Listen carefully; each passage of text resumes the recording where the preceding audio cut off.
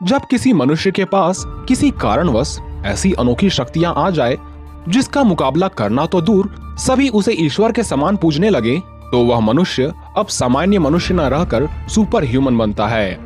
यहाँ तक कि कईयों के दृष्टिकोण से लोग उसे भगवान तक मान बैठते हैं। और आज के इस वीडियो में हम ऐसे ही दो सुपर हीरोज की बात करेंगे जिनमें एक मनुष्य न होकर कोई एलियन है, वहीं दूसरा मनुष्य तो है लेकिन उसे शक्तियां किसी एलियन से प्राप्त हुई है। अब तक आप जान चुके होंगे कि हम किसकी बात कर रहे हैं। हम बात कर रहे हैं डीसीयू का स्ट्रॉन्गेस्ट कैरेक्टर सुपरमैन तथा हिंदी सिनेमा जगत के सुपर हीरो क्रिश की। तो आज के इस वीडियो में हम देखने वाले हैं कि कौन से सुपर हीरो के पास है सबसे अधिक शक्तियां और इनके बीच के मुकाबले में किसकी होगी जीत। तो वीडियो में अंत तक बने रहें और बिना देरी किए वीडियो को अभी लाइक कर दें। तो सबसे पहले बात करें इंडियन सुपर हीरो क्रिश की। तो सभी जानते हैं कि क्रिश यानी कृष्णा रोहित मेहरा का बेटा है, जिसे शक्तियां अपने पिता से ही विरासत में मिली है। कोई मिल गया मूवी में रोहित यानी क्रिश का पिता अकल से किसी छोटे बच्चे की तरह था, पर इसका शरीर किसी वयस्क इंसान की तरह था। लेकिन एक दिन रोहित के गांव में एलियन का प्रवेश होता है, जिसमें से एक एलियन वहीं फंस जाता है और भटक चुके इस एलियन की जान रोहित बचाता है। इसी वजह से जादू रोहित को न सिर्फ सुपर ह्यूमन इंटेलिजेंस का गिफ्ट प्रदान करता है, अपितु उसे इतनी शक्तियों से भर देता है जिसका अनुमान रोहित मेहरा को भी न था। वहीं क्रिश को वो सारी शक्तियां अपने पिता से ही मिली है, पर खास बात तो यह है कि ये अपने पिता की तरह अक्ल का साइंटिफिक यूज में न करके अपने शक्तियों तथा बुद्धि से पूरे शहर की रक्षा हर प्रकार के खतरों से करता है। और क्रिश ने तो अभी शक्तियों को एक्सप्लोर करना शुरू ही किया है, क्योंकि धूप से मिली ऊर्जा इसे शक्तिवान बनाती है। इसका पता इसे क्रिश 3 में पता चल गया और इन्हीं शक्तियों की मदद से कि अब सिर्फ ऊंची ऊंची छलांगे नहीं लगा सकता, अपितु अब ये सुपरमैन की तरह उड़ सकता है। लेकिन क्रिश की पावर्स एंड एबिलिटीज को जानने से पहले थोड़ी बात करें सुपरमैन की, तो इतना तो सभी जानते हैं कि सुपरमैन का असल नाम काल-एल है, जो इस प्लेनेट से अपना रिश्ता नहीं रखता। इसकी उत्पत्ति धरती से बाहर क्रिप्टोन नामक प्लेनेट में हुई है और इस हिसाब से ये सुपरमैन नहीं बल्कि एक सुपर क्रिप्टोनियन है। पर चूंकि इसके पेरेंट्स काल-एल के जान बचाने की खातिर इसे धरती में भेज दिए थे, इसी वजह से इसका पालन पोषण धरती पर हुआ और ये खुद भी अपने आप को कई सालों से इंसान मानता आ रहा था। इसलिए इंसानों की तरह दिखने वाले इस ताकतवर एलियन को मनुष्य सुपरमैन कहने लगे।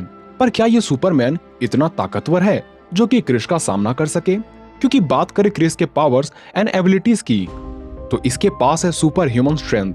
ये किस लेवल की है और किस लेवल तक हो सकती है ये कह पाना थोड़ा मुश्किल है, पर इतना जान ले कि इसके घूंसे से इंसान बिना पंख उड़ने लग जाता है। अंबुजा सीमेंट की सस्ती दीवारों को भी ये अपने एक घूंसे से तोड़ सकता है। साथ ही इसने इमारत के एक बड़े हिस्से को काफी देर तक लिफ्ट करके रखा था। स्ट्रेंथ के अलावा इसके पास है सुपर ह्यूमन स्पीड और इसमें भी धीरे धीरे ये पावर बढ़ती जा रही है। जैसे कि पहले इसने एक घोड़े को रेस में मात दी थी, लेकिन अब तो इसकी गति 3 माक तक यानी ध्वनि से भी 3 गुना ज्यादा तेज हो चुकी है। आईक्यू की भी बात कर ले तो सभी जानते हैं कि क्रिश बचपन से ही जीनियस है। इसी वजह से इसने न सिर्फ स्कूल में सबको हैरान किया था, बल्कि इसकी इंटेलिजेंस के आगे दुनिया के कोई भी साइंटिस्ट पीछे है।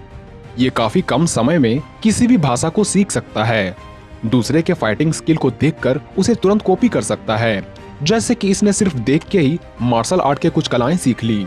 इसके साथ ही क्रिश अब उड़ना सीख चुका है और वो भी सुपर स्पीड से, इसलिए पलक झपकते ये किसी भी स्थान तक पहुंच सकता है।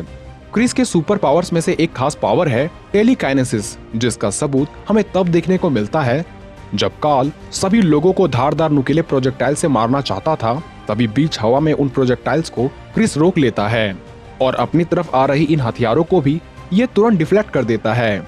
पर बाकी सुपर हीरो से अलग इसके पास है थायरोकाइनेसिस की पावर, यानी ये जानवरों की भाषा में बात करके उसे कंट्रोल कर सकता है। इसके अलावा इसकी रीजनरेशन की भी एबिलिटी कमाल की होती है। यही वजह है कि इसे एक बुलेट लगने के बाद भी ये खुद को तुरंत हील कर लेता है और इसे किसी भी प्रकार की बीमारी छू नहीं सकती।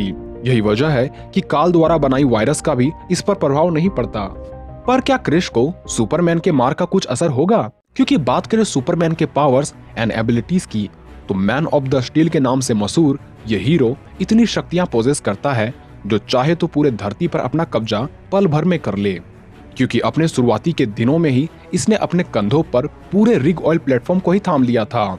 नेमेक से हो रहे मुकाबले में इसने नेमेक को ऊपर उठाकर कई सौ फीट दूर फेंक दिया था।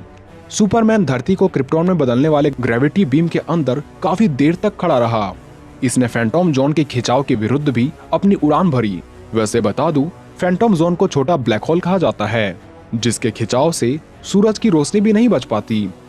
ऐसे में सुपरमैन का वहां से बचकर निकलना ये साबित करती है कि इसे क्यों मैन ऑफ द स्टील कहा जाता है। अपने अंकल जोडेल से हो रही लड़ाई में इसने शहर के एक बड़े हिस्से को काफी आसानी से तबाह कर दिया। और बैटमैन वर्सेस सुपरमैन में तो क्लार्क एक 6000 टन वाले शिप को उठाकर खींच लेता है। पर जस्टिस लीग वाले उस दृश्य को कौन भूल सकता है जहां समुद्र का शासक एक्वामैन, जियूस की बेटी वंडर वुमन तथा साइबोर्ग मिलकर भी सुपरमैन का सामना नहीं कर पाते।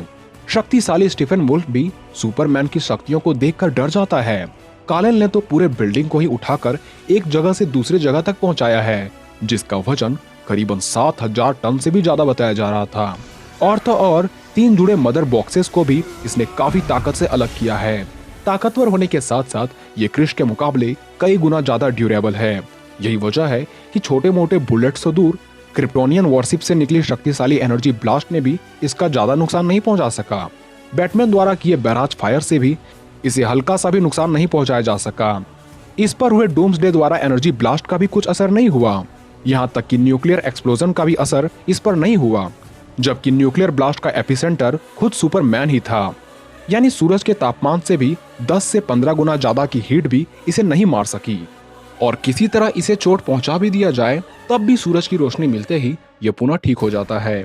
यानी ड्यूरेबिलिटी के साथ इसके हीलिंग फैक्टर का कोई मुकाबला नहीं कर सकता। इसकी इंटेलिजेंस भी सामान्य मनुष्यों पर बैटमैन को छोड़कर सबसे ज्यादा मानी जाती है।